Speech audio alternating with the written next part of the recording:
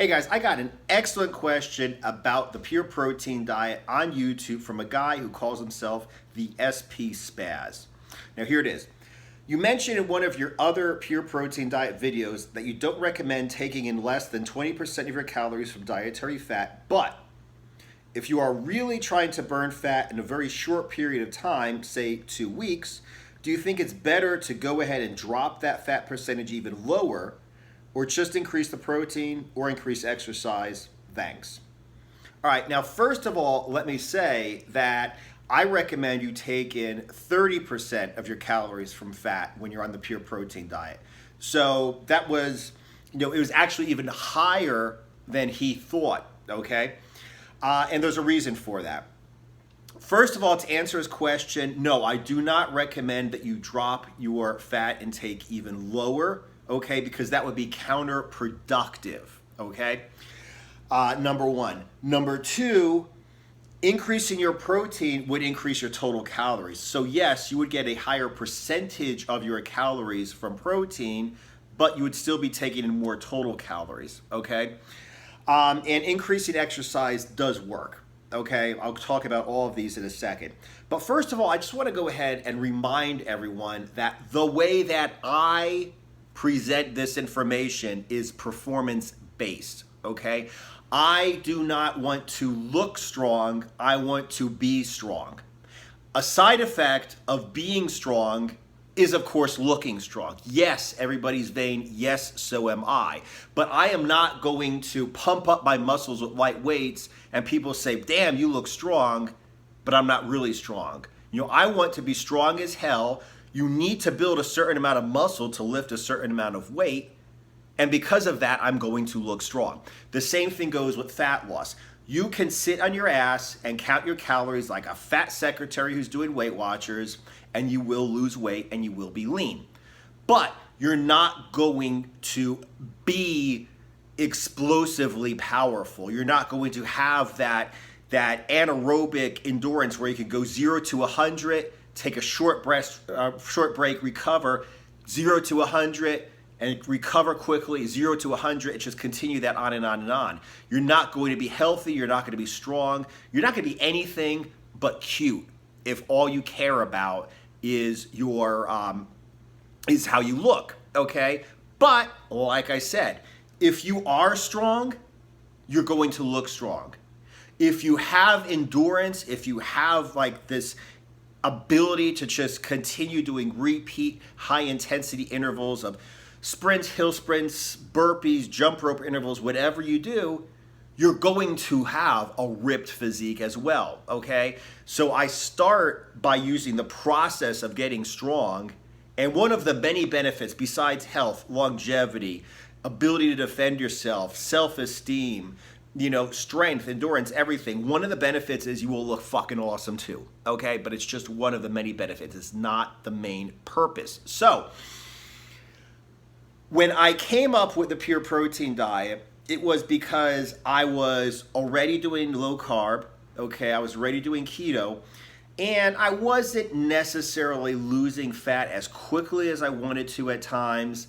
At times I wasn't losing any more fat, okay? So I was looking for a way to speed that up. Now, what I had obviously were just a couple of options, okay? I could not cut carbs anymore because my carbs are already as low as they could be, so that was out of the question, okay? It makes no sense to cut protein from a diet for fat loss for many reasons. Now, first of all, it's really hard to store protein as fat, okay?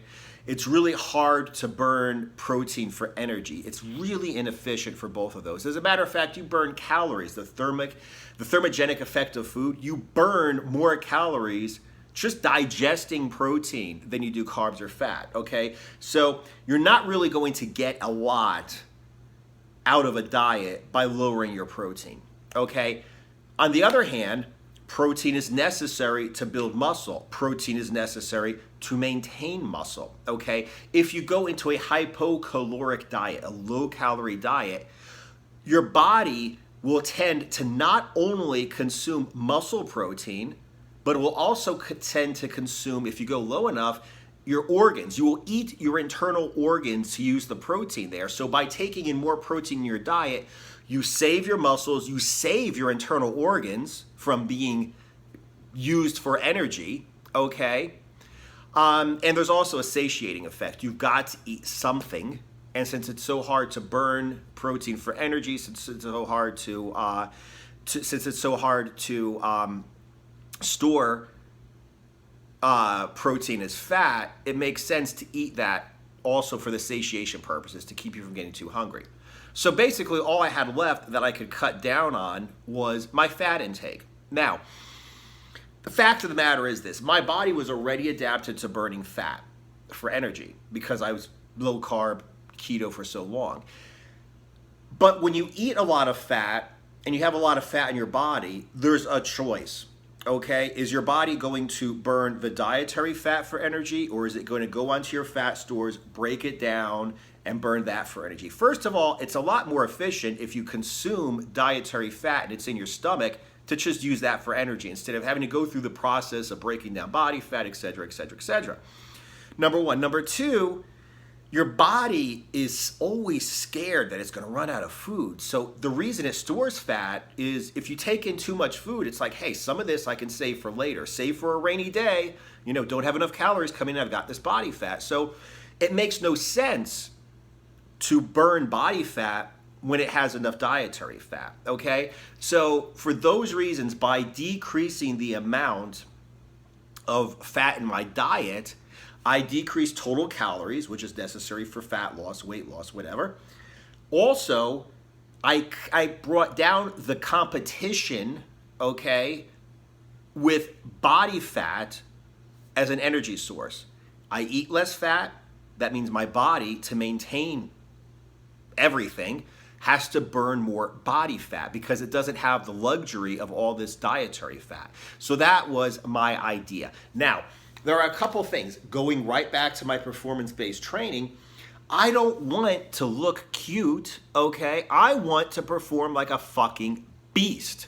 So I could not cut my calories down too low. I could not cut my fat down too low, or my workouts would suffer. So basically, by keeping my protein high and cutting my fat down to, instead of 70 or 60, I'm usually at 60% calories from fat on normal keto.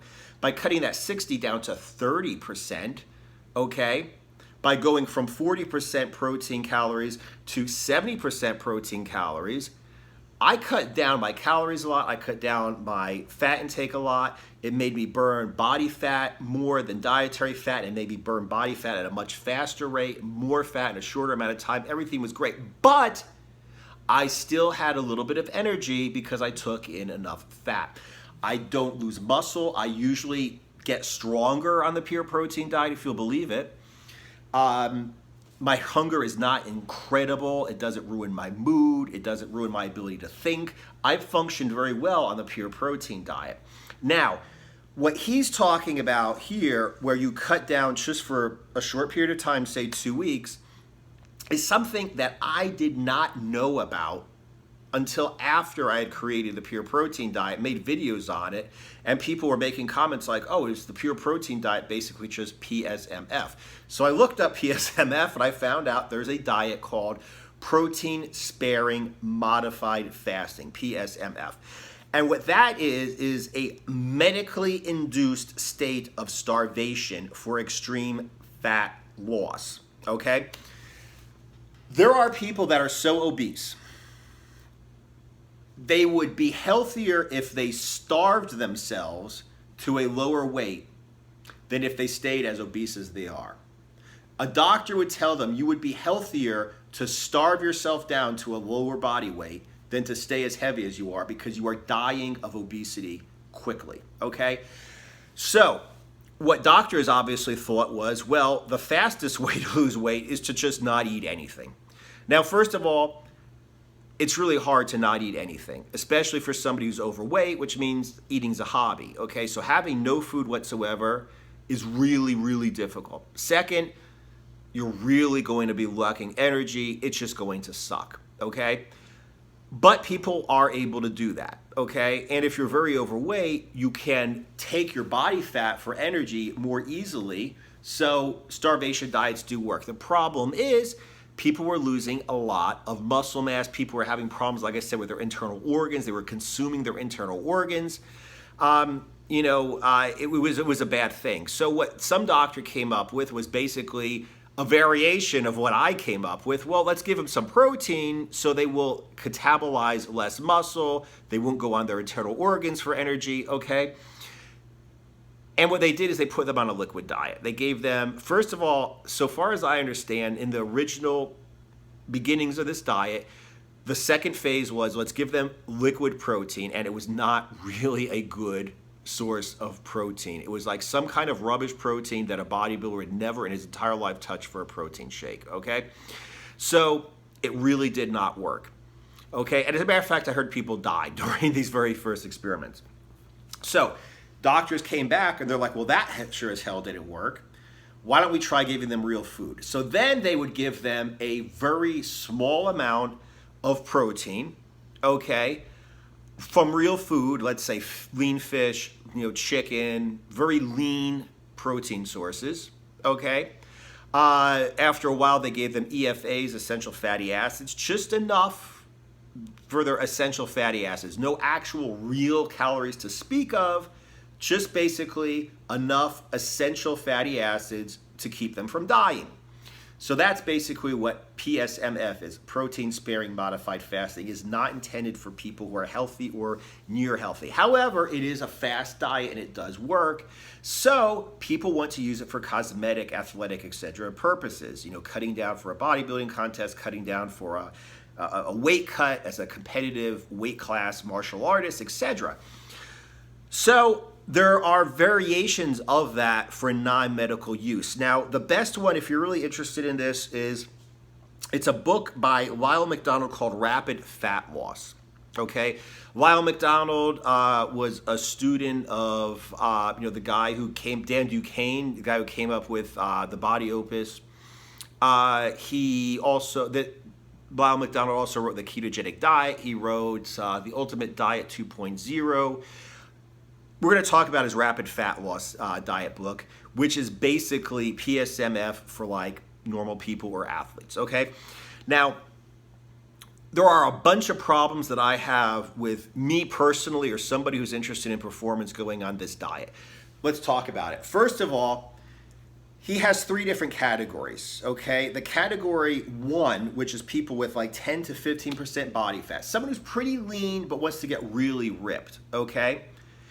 He only suggests you go on this diet for like 7 to 11 days, okay? And then that's it. Now, the problem with that is what happens if you want to continue this diet for longer? Basically, it's like SP Spaz says, if you're trying to lose weight in a short amount of time, say 2 weeks, all you really have are 7 to 11 days. And he says you could possibly take 3 days to go ahead and eat a lot of food, basically. He has different things like, free meals and free days and refeed days. But he said basically you could go ahead and do a diet break, eat a lot of food for 3 days, possibly do another week on his rapid fat loss diet, okay? He does not recommend it. So my first problem is, what good is it to do a diet if you could only do it for 7 to 11 days, if you're already pretty lean, and you can't really do it ever again, for a long time. So the problem is you cannot, unless you lose all the weight you wanted to in that first short burst, you're kind of screwed, okay? Because what are you going to do then? By keeping my fat intake higher, the caloric intake higher, you can stay on the pure protein diet for a much longer time, okay? Especially the way I structure the pure protein diet. I have fat refeeds sometimes. I have something I call fat cycling, where you lose a lot of weight on the pure protein diet. Then after that, you go ahead and you cycle between harder workout days where you'll have more fat, be kind of standard keto, and then you'll have days where you're resting or just doing cardio. You'll do pure protein diet, so you can drag it out much longer and continue to lose weight for a longer period of time. But if you are 10 to 15% body fat, or lower, The rapid fat loss, the PSMF, only gives you 7 to 11 days, and then that's it. You're screwed. You can't do it anymore. Okay. Another thing is you can't do it anymore because your body is pretty much shut down after that. Okay. Like this is literally a starvation diet. It's just protein, essential fatty acids. That's it. Okay. Your body is shut down. Now let's go back to once again to where I was talking about by performance-based training, performance-based workouts. He suggests that you do no high-intensity workouts. So that means no burpee intervals, no jump rope intervals, no sprints, nothing. He recommends you reduce the training volume and intensity, quote, way back. So that means you do fewer sets, fewer reps, lighter weight. You do fewer days of working out, okay? Basically, his idea is you could work out a little bit, but that's about it. You know, just basically to try to maintain as much strength as possible for the 7 to 11 days, okay? But you can't be like me doing a 20 rep squat set of squats, then 5 sets of 5 trap bar deads, working up to 500 pounds, okay? Then 10 sets of 10 squat tucks. You can't do that on the PSMF diet. It will fucking kill you. You can, however, on mine. So like I said, you can maintain your strength, possibly increase your strength. You can maintain your workouts, maintain your energy, possibly increase your workouts, okay? Well, on the pure protein diet, whereas on PSMF, all you're trying to do is, number one, most important, keep from dying, and number two, maintain as much of your strength, lose as little strength, as little muscle mass as possible, okay? So like I said, those are a couple reasons why I do not recommend it. Another issue that I have here with the PSMF diet is the way Lyle McDonald recommends it is with carb refeeds. I don't like doing carb refeeds, okay? I don't like doing cyclic ketogenic diets. I have in the past. The steak and eggs diet was. I made mistakes in the beginning. I've optimized how to do carb cycling, okay, like a cyclic ketogenic diet with carb refeeds. But the facts of the matter is I find it much better to get fat adapted and then go on the pure protein diet, because the problem here is he never mentions getting fat adapted, getting into ketosis even, before going on PSMF. So you can imagine if you're just eating ho-hos, drinking soda, fat as fuck, and then the very next day you're eating just lean protein all day. You know, it is what I have people doing is step number one, I have people getting themselves fat adapted. They feel fine without carbs. They feel great without carbs. They love fat. Then they go into the pure protein diet. As a matter of fact, I've had people mention this in comments who have bought my stuff, who have used my stuff. You know, and they said a couple of the things they said were like, you know, yes, eat whole foods, okay, which is something I recommend. Yes, eat several meals, something I recommend, but a lot of them said make sure you get fat adapted before you start, because like I said, you know, there's a huge difference between getting fat adapted and slightly lowering your fat intake and burning fat faster, and be eating just ho-hos all day and then the next day you're just eating lean protein and taking a couple fish oil pills, okay? Huge difference. So anyway, like I said, that's what it is. If you're interested in PSMF, protein sparing modified fasting, I suggest you check out Rapid Fat Loss by Lyle McDonald. His website is, I believe, bodyrecomposition.com. Check it out if you're interested. It's the best resource I found for the PSMF diet, but still, I do not recommend it. Like I said, if you're interested in long-term weight loss, maintainable weight loss, if you're interested in maintaining your strength, increasing your strength, actually working out, not just sitting on your ass and counting calories and taking fish oil pills and losing weight because you're fucking lazy. If you actually want to earn it, then no, I do not suggest you go any lower than 30% of your calories from fat. I do not recommend you go too low in total calories, and I do recommend that you maintain your workout intensity, frequency, duration. And as for SP Spaz's question, or increase exercise, yeah, a lot of times I'll just go to the gym and burn 500 calories on a machine. You know, I'll just walk on an incline. I'll go on the step mill for a little bit. So yes, there is definitely something to say about increasing your caloric burn. Okay, but once again, you know, that's, you know, on the pure protein diet. On PSMF, you're really not going to be able to get through your normal weight workouts, much less high intensity endurance training, interval training, much less your normal weight workouts and high intensity endurance training and doing some extra cardio just to burn some extra calories. It ain't gonna happen.